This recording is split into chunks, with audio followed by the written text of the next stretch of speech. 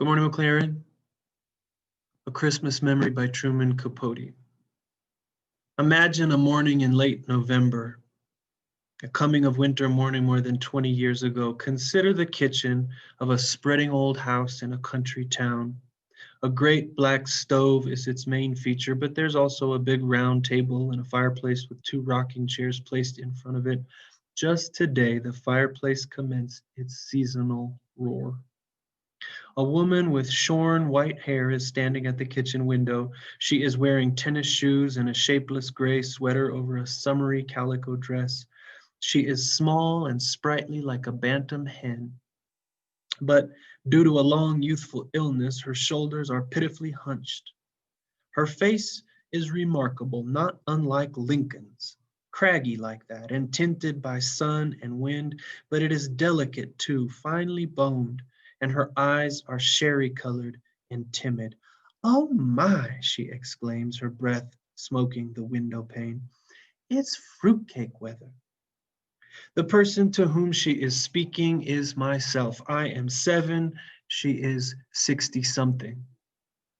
We are cousins, very distant ones, and we have lived together, well, as long as I can remember.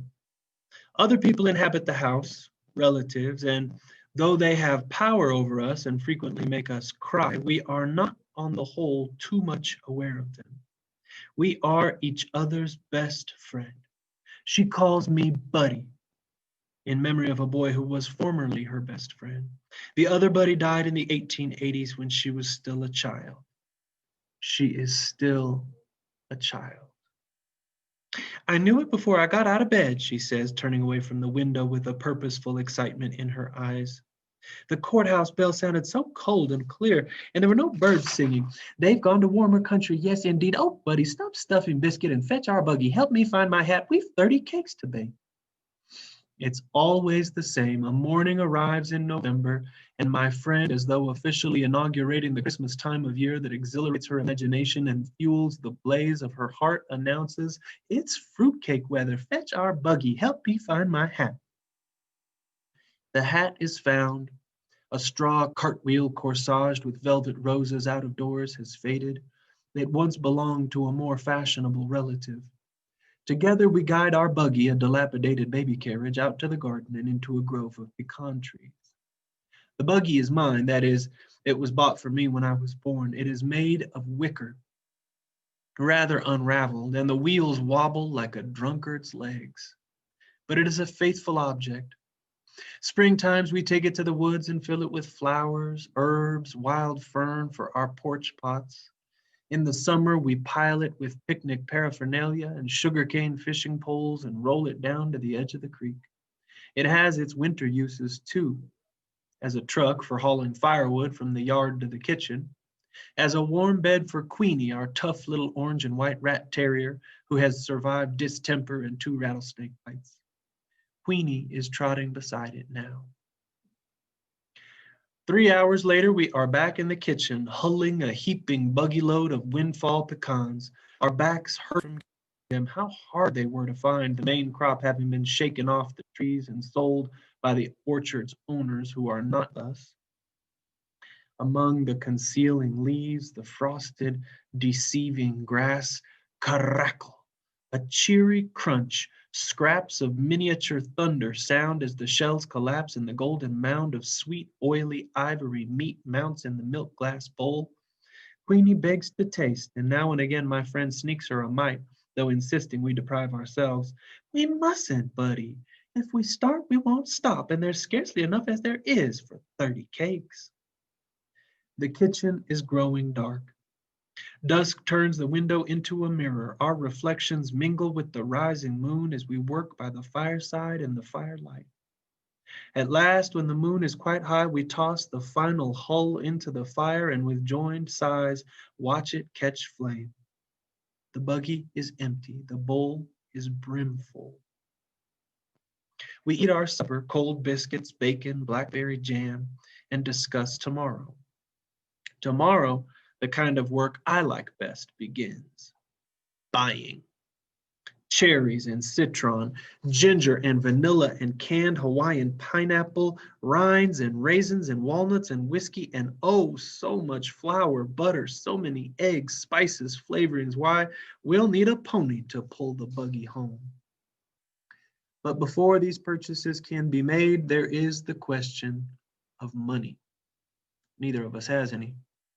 Except for skinflint sums persons in the house occasionally provide, a dime is considered very big money.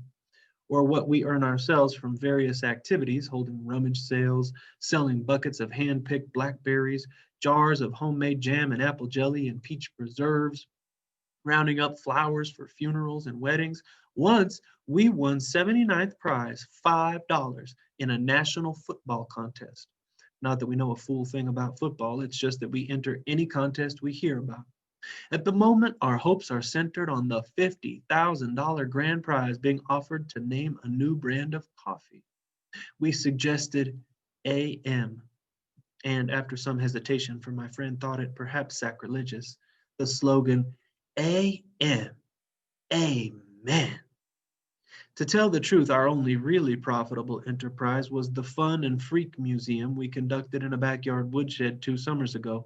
The Fun was a stereopticon with slide views of Washington and New York, lent us by a relative who had been to those places. She was furious when she discovered why we borrowed it. The Freak was a 3-legged bitty chicken hatched by one of our own hens. Everybody hereabouts wanted to see that bitty. We charged grown-ups a nickel, kids 2 cents, and took in a good $20 before the museum shut down due to the decease of the main attraction. But one way and another, we do each year accumulate Christmas savings, a fruitcake fund. These monies we keep hidden in an ancient bead purse, under a loose board, under the floor, under a chamber pot, under my friend's bed. The purse is seldom removed from this safe location except to make a deposit or, as happens every Saturday, a withdrawal. For on Saturdays, I am allowed 10 cents to go to the picture show. My friend has never been to a picture show, nor does she intend to. I'd rather hear you tell the story, buddy. That way I can imagine it more. Besides, a person my age shouldn't squander their eyes. When the Lord comes, let me see him clear. In addition to never having seen a movie, she has never eaten in a restaurant, traveled more than 5 miles from home, received or sent a telegram, read anything except funny papers and the Bible, worn cosmetics, cursed, wished someone harm, told a lie on purpose, or let a hungry dog go hungry. Here are a few things she has done, does do. Killed with a hoe the biggest rattlesnake ever seen in this county, 16 rattles. Dip snuff secretly. Tame hummingbirds, just try it. Till they balance on her finger, tell ghost stories, we both believe in ghosts, so tingling they chill you in July. Talk to herself, take walks in the rain, grow the prettiest japonicas in town, and know the recipe for every sort of old-time Indian cure, including a magical wart remover. Now, with supper finished, we retire to the room in a faraway part of the house where my friend sleeps in a scrap quilt-covered iron bed painted rose pink, her favorite color. Silently wallowing in the pleasures of conspiracy, we take the bead purse from its secret place and spill its contents on the scrap quilt. Dollar bills, tightly rolled and green as May buds. Somber 50-cent pieces, heavy enough to weight a dead man's eyes. Lovely dimes, the liveliest coin, the one that really jingles. Nickels and quarters worn smooth as creek pebbles, but mostly a hateful heap of bitter-odored pennies. Last summer, others in the house pay us a penny for every 25 flies we killed. Oh, the carnage of August, the flies that flew to heaven. Yet it was not work in which we took pride. And as we sit counting pennies, it is as though we were back tabulating dead flies. Neither of us has a head for figures. We count slowly, lose track, start again. According to her calculations, we have $12.73. According to mine, exactly $13.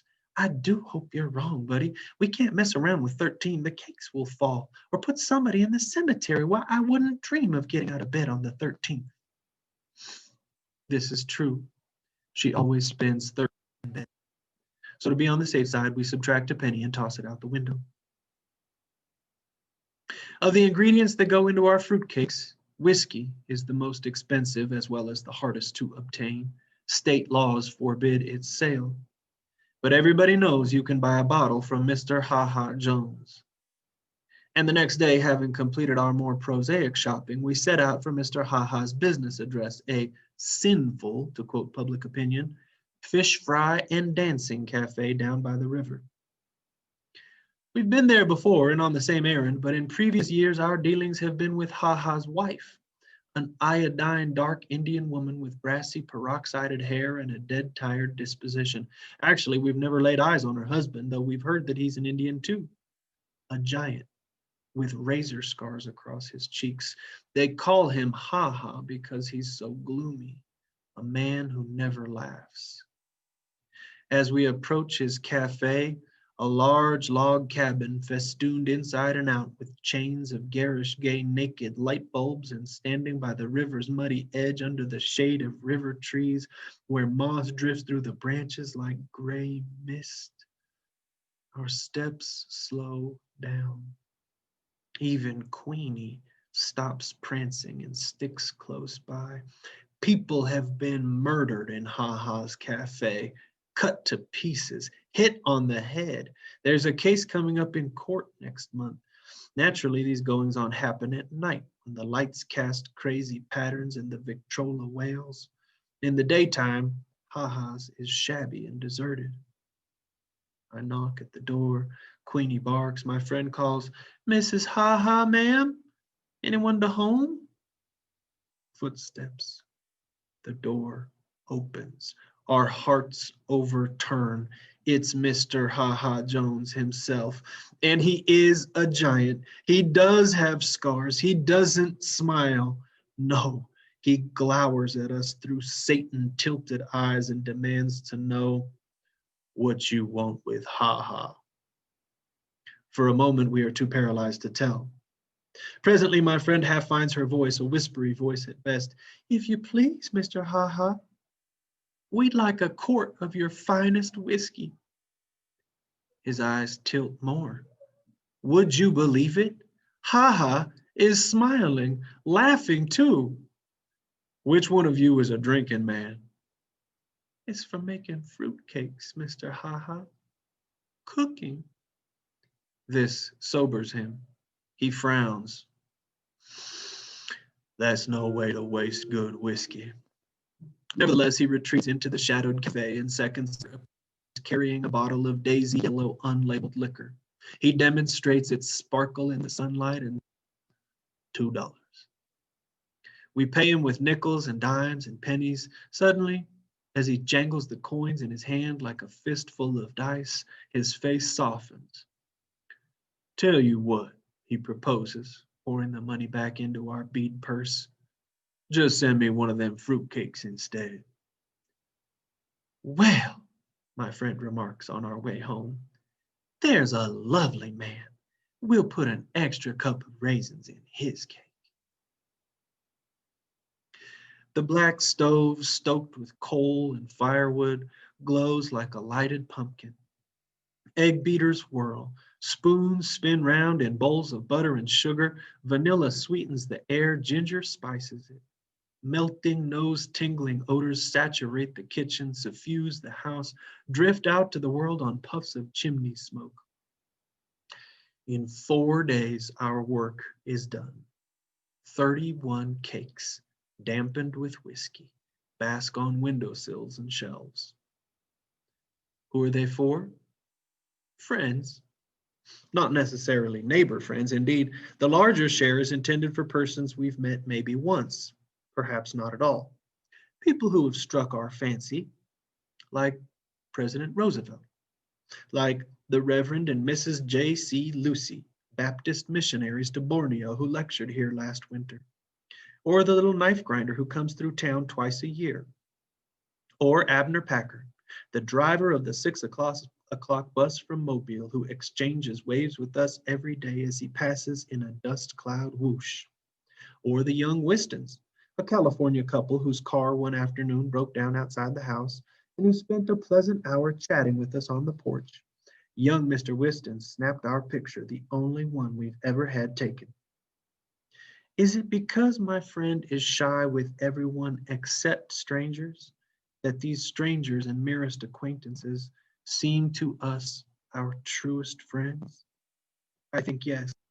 Also, the scrapbooks we use on dictionary communications from California and Borneo, the knife grinders, penny post make us feel connected to eventful worlds beyond the kitchen with its view of a sky that stops.